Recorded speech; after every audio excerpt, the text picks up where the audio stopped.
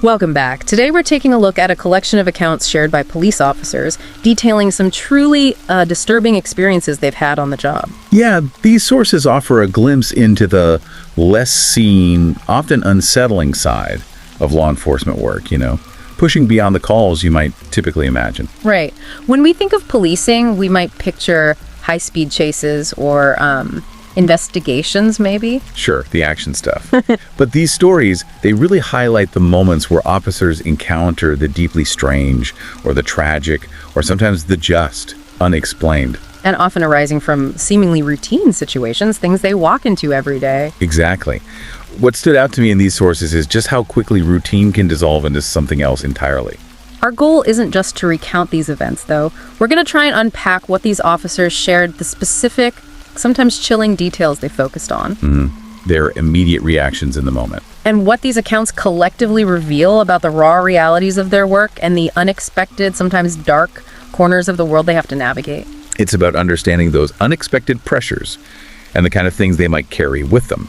Things that aren't covered in standard procedure manuals, Okay, let's unpack this first one. We're starting with an account from an officer in South Jersey. This officer was on a quiet night shift patrol. Right. Just cruising down a road, woods on both sides. Pretty standard.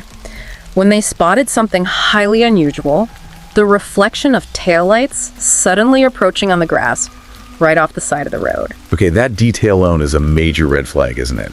A vehicle off-road, driver's side door wide open. Yeah. The officer's training immediately kicks in, slowing down, preparing to check on the driver, thinking maybe someone needs help. Standard procedure. But then the person gets out and immediately runs into the woods. Right. That changes everything. Right. From a potential help call to something, suspicious. Yeah. Instantly. Definitely. And the officer's response is immediate. Radioing in the situation, suspicious person, suspicious vehicle. When they approached the car, the source says there was a seriously foul odor emanating from inside. Described specifically as smelling like a rotting animal. Ugh. Is that smell something police are specifically trained to recognize? It sounds like a key, grim indicator. Absolutely. It's unfortunately a key part of training. Recognizing decomposition is necessary in certain scenarios. So the smell is immediate confirmation something is very wrong. Okay. The officer checked the car. It seemed empty at first glance. They called out into the woods, asking if anyone needed help. Yeah. But only heard a deep, unintelligible voice in response from somewhere deep in the trees. The officer noted the voice didn't sound like someone in pain or bleeding out. Which raises an immediate question. Why run into the woods if you're hurt? Or even if you just needed help and saw a police car. The whole interaction just doesn't fit. Exactly. So going back to the car for a closer look, the officer found multiple bloody tissues and paper towels on the floor. Passenger side, rear seats, completely soaked, described as being dark red. Okay, wow. But the real undeniable shocker came when they noticed the car had no plates. None at all. Oh. And then, in the rear, they found something heavy wrapped in even more bloodied paper towel. This is where the situation just escalates dramatically, right? Moving into potential major felony territory. Totally. Unwrapping it, with gloves on, of course, revealed a severed hand, completely dark red and soaked in blood. The officer reported it took a second to even process what it was. A severed hand. Yeah, that immediately signals possible murder. Or a horrific assault at the very least. Backup arrived quickly. They did a thorough search of the woods, looking for any possible blood trails. But they found nothing. Nothing. And no trails leading from the car either, which raises disturbing questions about where the hand and all that blood on the tissues actually came from versus the person who was seen running off. Did they bring in dogs? Yeah, a canine unit was brought in, searched for hours, turned up absolutely nothing. The car was later reported stolen from a nearby town. Okay, so stolen car, severed hand, missing person. What about forensics? Forensics were conducted, fingerprints were collected from the steering wheel, DNA testing was done on the hand. Any leads? Here's the really unsettling part, according to the source. There was not a single match in the database. Not for the fingerprints, not for the DNA from the hand. Nothing. Wow. To this day, the case remains completely unresolved. No leads on the hand's owner or the person who fled. What does it even mean for an investigation? When you have something like a severed body part, seemingly good forensic evidence, but absolutely zero hits in any database, does that happen often? That's incredibly rare, and it's precisely what makes this case so chilling and frustrating for the investigators involved. Yeah, it highlights a crucial, albeit uncommon challenge police sometimes face. Encountering individuals or evidence that exists entirely outside of known records.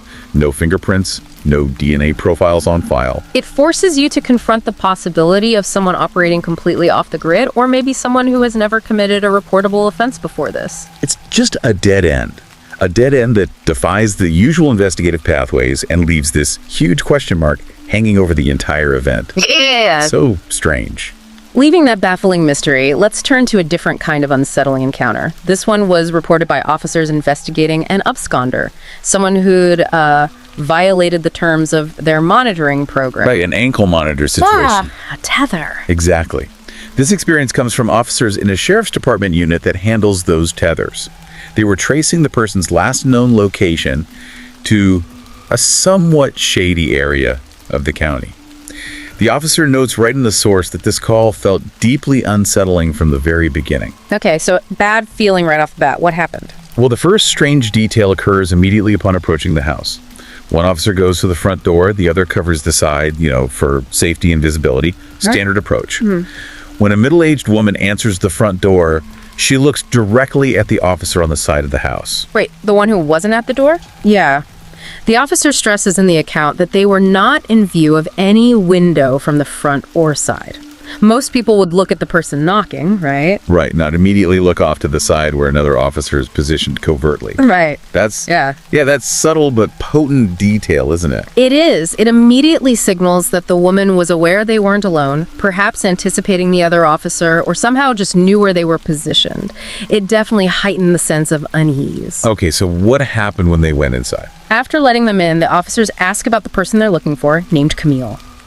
The woman mumbled something to the effect that she was there, and then, startlingly, immediately dropped to her hands and knees and started scooting on the floor, yelling repeatedly for Camille, just yelling her name over and over. Scooting, okay. The officers assumed maybe she had some significant mental health issues, and Camille might be a caretaker or something. That was their working assumption, yeah. But the atmosphere inside the house was also described as deeply strange and oppressive. How so? Only one light on in the whole place. No televisions, no radios, no electronics of any kind visible. It gave this sort of stagnant, disconnected feeling. And the layout. The layout felt profoundly disorienting. The officer felt like every time they left a room, they ended up in a part of the house they just left, like entering what they described as a dimensional gap or something like that. Really weird. That sounds incredibly disorienting. Adding to the unease, the woman would sometimes just appear right behind one of the officers without making a sound. The officer explicitly states it made them question how it was even possible for her to move so silently, especially after all the yelling and scooting earlier. Creepy. So they searched the house. They did. They proceeded to search, including the upstairs. Yeah. A door at the top of the stairs seemed unusually difficult to open. It looked like it was sealed somehow. Sealed? Yeah, like it had been painted over multiple times and the paint had dried in the seams, making it stick. When they finally managed to get it open with a bit of effort, it led not to bedrooms as they expected, but just an attic, filled only with stored boxes and insulation. The officer even compared the scene to that picture moment in the movie Paranormal Activity. Yeah. Where the guy finds a photo in the insulation. Yeah, that specific image came to mind for him. But what really stands out, what makes this account particularly unsettling, is the sense of distorted time. Distorted time. How? The officers searched the house, going through rooms they felt they'd just left, dealing with the strange layout, the silent appearances, the constant yelling from downstairs. For what seemed to them like maybe an hour or two. It felt like a long time. Okay. But according to dispatch records, from the time they called in their arrival to when they cleared the property, they were only there for 20 minutes. 20 minutes. That felt like hours. Wow. That sense of distorted time is incredibly strange. Have you encountered other accounts or psychological explanations that might shed light on how perception could be warped like that under stress? Well, the source doesn't offer a specific explanation, and that's part of what makes it so unsettling for the officer involved. It forces you to question perception under extreme stress, doesn't it? Absolutely. Was it subjective disorientation due to the bizarre environment and the woman's behavior? Yeah. Or was something else going on? We don't know. And as they drove away, the woman was standing right in front of the door, just staring at them as they left. Just staring. Yeah. The officer reflects on what was most unsettling, the late hour, the yelling, the silent following, the staring, or that profound feeling of lost or distorted time. They state emphatically that they have not returned to that house. I wouldn't blame them. This really forces us to consider the boundary between, psychological distress and the potentially unexplainable. Right.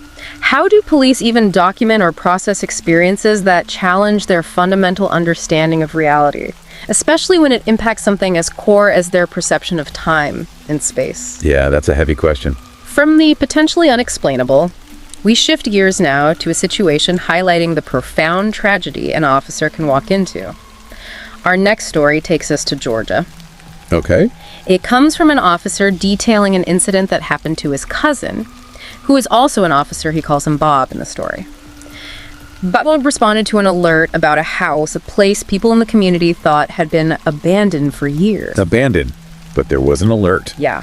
When they arrived, they found an older gentleman sitting on the steps outside the front door, visibly distraught, sobbing, muttering incoherently about how awful it was inside. Okay, so the man was clearly deeply traumatized by something he had just witnessed. Definitely. While his partner called for another car and emergency services for the gentleman, Bob, following procedure for a potentially dangerous situation given the man's state and the house's appearance, drew his gun and decided to enter the house, preparing for the worst. Makes sense. The smell inside was immediately and overpoweringly rancid, just hit him like a wall.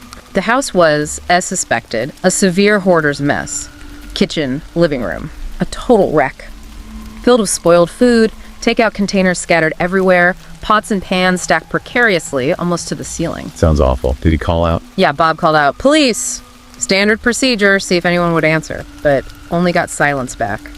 Dead silence. The officer notes that despite 5 years of training and experience, his heart rate was building fast as he made his way down the hall, where that sickening smell only intensified.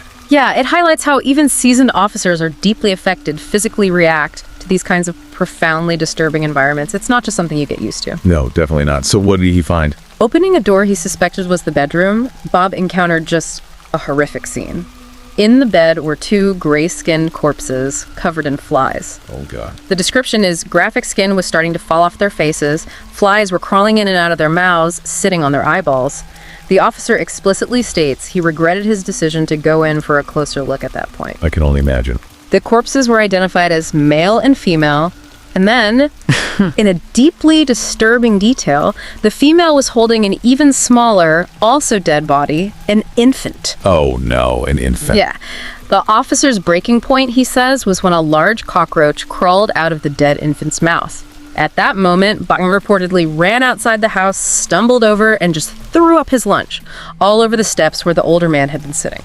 Completely understandable reaction. Yeah. Well, what was the story there? What happened? The story of what happened in the house was pieced together later, after other cars arrived and a more thorough inspection was done. The older man outside.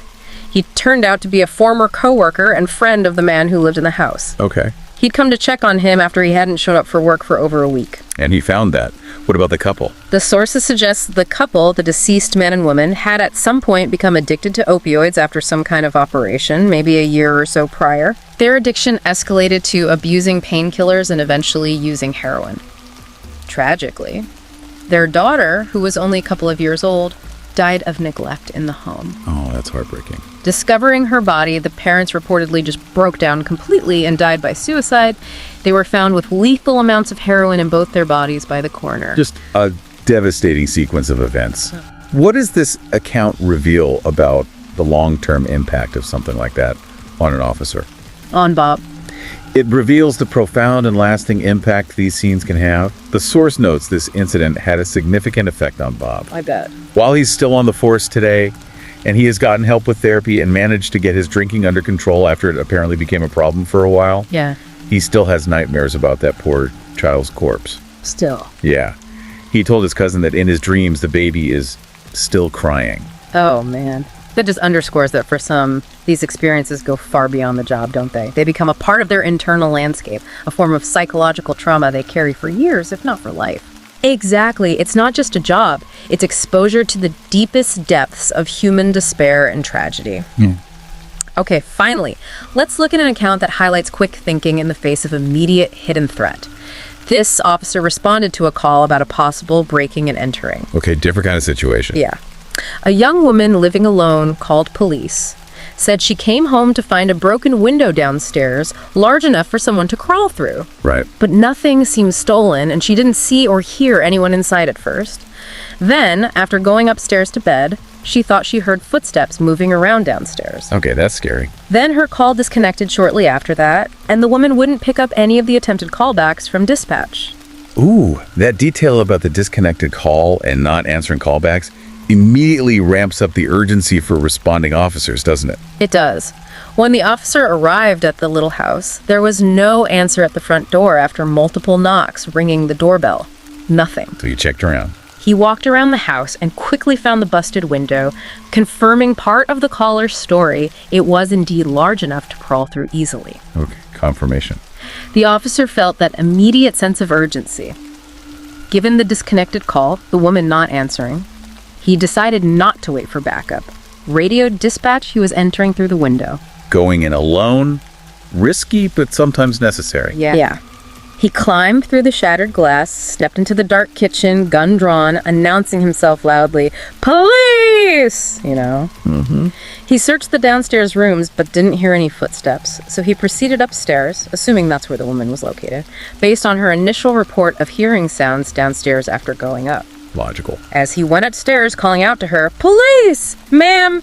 he heard a soft female voice from one of the bedrooms saying yes. Okay, found her.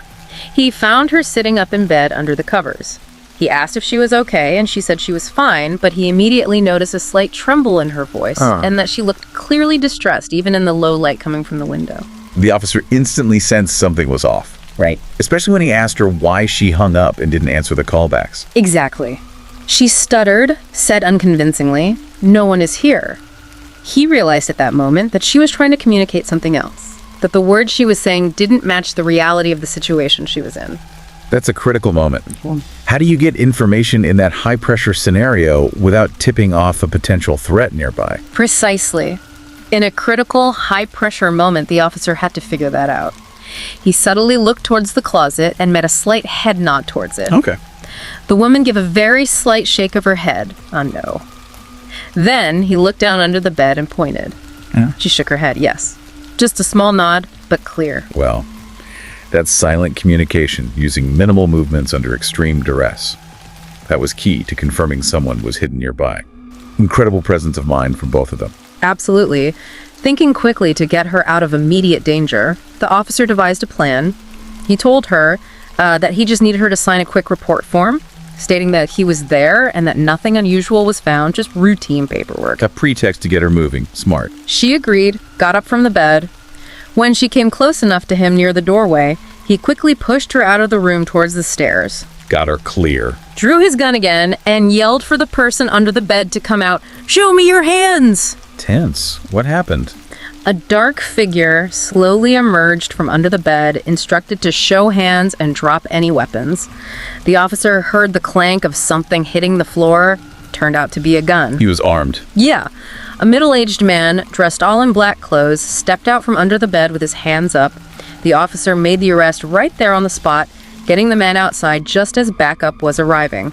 Perfect timing. Wow. So what was the story? Why did she hang up? Why didn't she answer? The source explains the woman had hung up the phone initially because she didn't want the intruder downstairs to hear her talking to police. Makes sense. By the time the police called back, the intruder had come upstairs, entered her room, and had her at gunpoint.